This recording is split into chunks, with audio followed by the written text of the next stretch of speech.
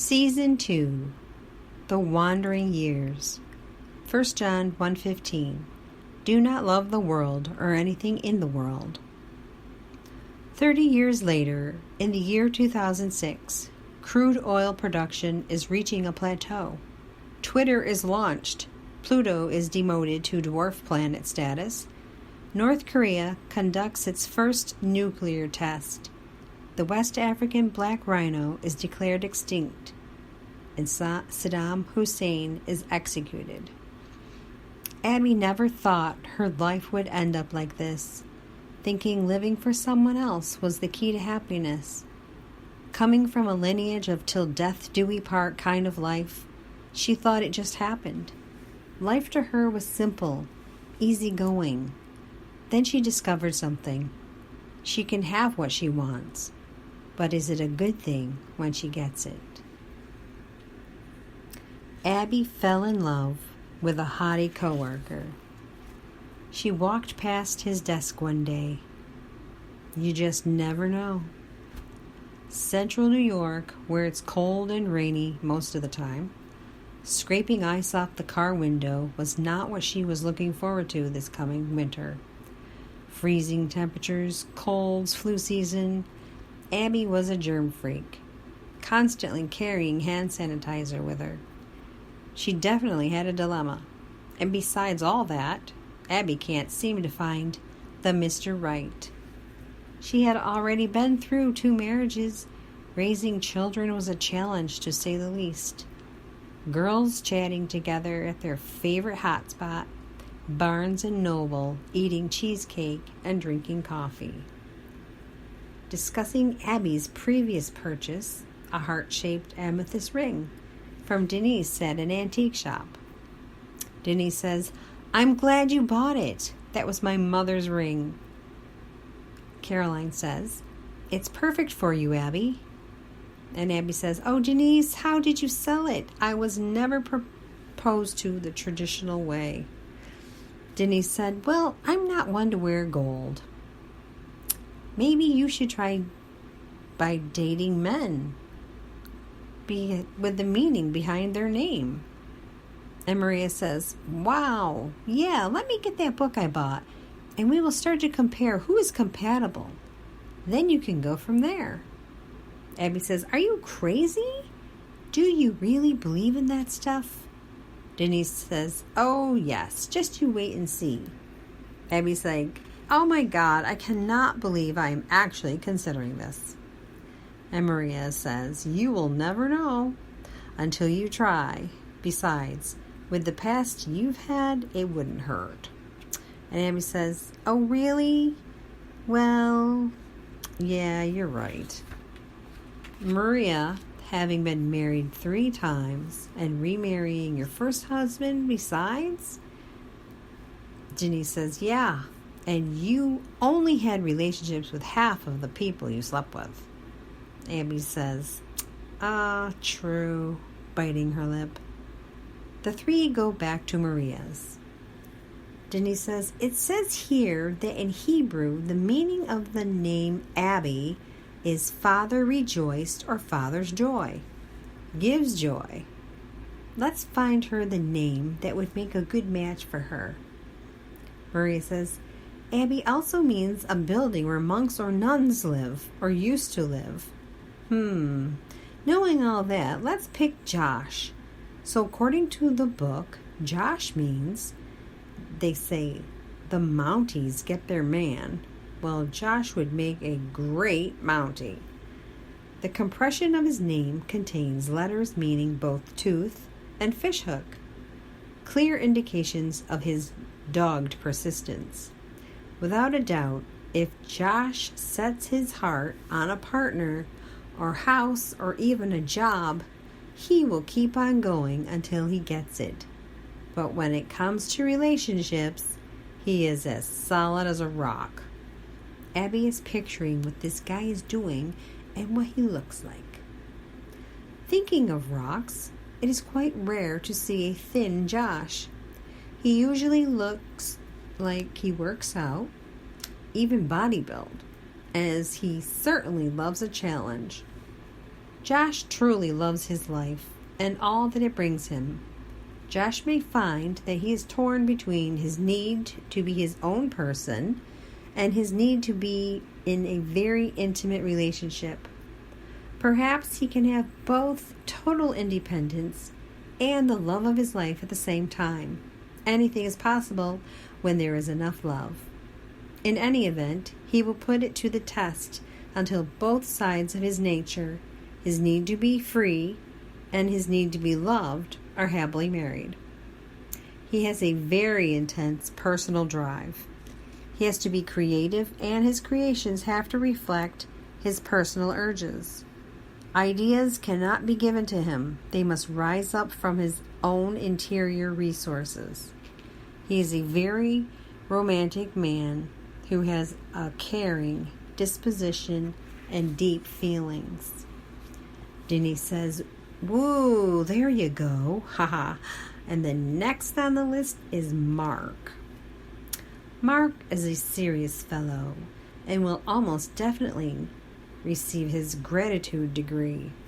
He is most suited to work with at least some practical aspect to it, so engineering would be an ideal field for Mark to consider. On the whole, Mark is happy in any career where he can get his hands dirty, at least some of the time. He will not enjoy a job that keeps him tied to a desk, away from all the action. He likes to have a hands-on role. He has the ability to be quite inventive, especially if he has been born under Aries or Aquarius. And in such cases, he may well be responsible for designing new projects or products. It is quite difficult to get to know Mark, as he has a very quiet and sometimes withdrawn personality. But if you manage to find a topic of conversation close to his heart, he really opens up and reveals a lively and interesting side of himself that not many will see. Positive and balanced, Mark enjoys spontaneity. Family is important to him. He requires a firm home base in order to feel psychologically secure. He has to take care not to assume other people understand his motivations and may need to work at his ability to share himself more intimately with others. Abby says, he sounds interesting. I suppose we won't know until I get there. And Caroline says, you don't need a man. I've always wanted to check out Virginia. The girls all wished her well in her new warmer climate of central Virginia, right smack in the middle of the mountains. She definitely could find some peace there, and maybe, just maybe, something has been looking for her, but what she finds was totally unexpected. It's a beautiful summer day, sun shining, light breeze blowing, as Abby walks around the school track daily before work to meditate and ponder on what could be next for her. What is her purpose in life besides being a mother? She spent months at the library crying at the computer as she looked for a job. Then one day she gets a call. It's her mom. Abby, Grandma passed away last night. Abby says, "Oh my God, really?" Trying not to sob. I can't talk right now. And Abby is so sad at this point, she can barely muster the strength to tell the children that Grandma T is gone. On June 6, 2006, besides, she drives to New York for the funeral and stays with her parents. At the funeral home, Caroline says, "I'm so sorry, Abby, for your loss. I know how much you wish you could have seen Grandma more. The last time you were here, you didn't make time to see her. It's not your fault. Remember, it's not your fault." Abby sighs. Cousin Maria says, "Hi, Abby. It's so great to see you." Abby says, "It's been so long. It's great to see you too." staring at the casket, thinking, oh no, if I don't go up to the casket, Mom will be mad. And Cousin Maria says, if you want, I will go up with you. And Abby says, okay, I'm ready. They start walking toward the casket, and all of a sudden, an overwhelming feeling came over Abby, and she felt like she was being dragged to her death. Abby starts to cry uncontrollably. Cousin Anne-Marie says, I'm sorry, you don't have to go up if you don't want to. Abby says, okay, it's not your fault. I don't know why I feel this way. Abby's children are crying, and Aunt Kay goes over to them. What are you crying for? Why are you sad? And Abby says, don't listen to her, kids. At least someone here has a heart. After a rough day, Abby returns to her mom in time to get a call from Virginia. Hello? Person from Virginia says, may I speak to Abby Apollonia? This is Abby Apollonia. I am calling about the application we received. Would you be able to come in for an interview? Abby thinking, seriously? It's unbelievable that I would get a call at this time when Grandma had passed. Thank you, God. Abby sets up the interview and heads back to her home in Virginia. Then 1 year later, Abby walking into work at the office where she met many different people.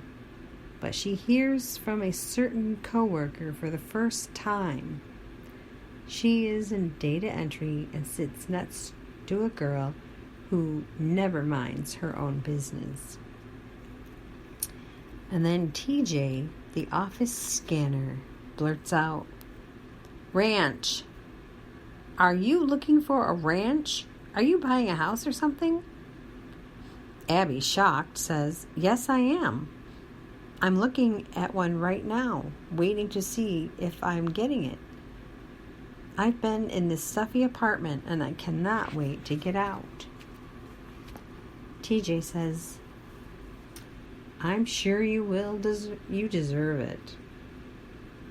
The 27-year-old hottie at the office. Abby's like, wow, thank you. Pondering to herself, I have worked here 1 year and TJ has never really spoken to me before. Sitting at her desk with coworker Susan, a 23-year-old snoop who can't seem to mind her own business. TJ comes by and straightens Abby's papers, which he has never done before. Abby is getting the idea that maybe TJ likes her. TJ's so handsome with his ebony smooth skin, so sexy. He is part Indian and part African American and has the smile of power that makes her just melt. When she looks into his eyes, she is totally gone. And later that day, Susan says, oh no, look, TJ's bleeding. TJ gets up to go to the men's room. Should I go see if he needs any help? I think it's his earring or something. Abby thinking to herself, oh man, this girl is really going overboard here. Abby says, what are you going to do? Go into the men's room? Laughing, Susan, how is Travis? You two been getting out? Susan says, nah, Travis doesn't like to go anywhere anymore. We shop at grocery store and that's pretty much it. We used to go to the club, but he don't want nobody looking at me. And he makes sure I'm dressed appropriately before I have to leave the house. He is such a pain. Wow, sounds like he is trying to settle down. Yeah, he wants kids, and I told him I am not ready to have kids. I don't even like kids. His nieces and nephews come around me and they all want my attention, and I just can't handle that on a regular basis.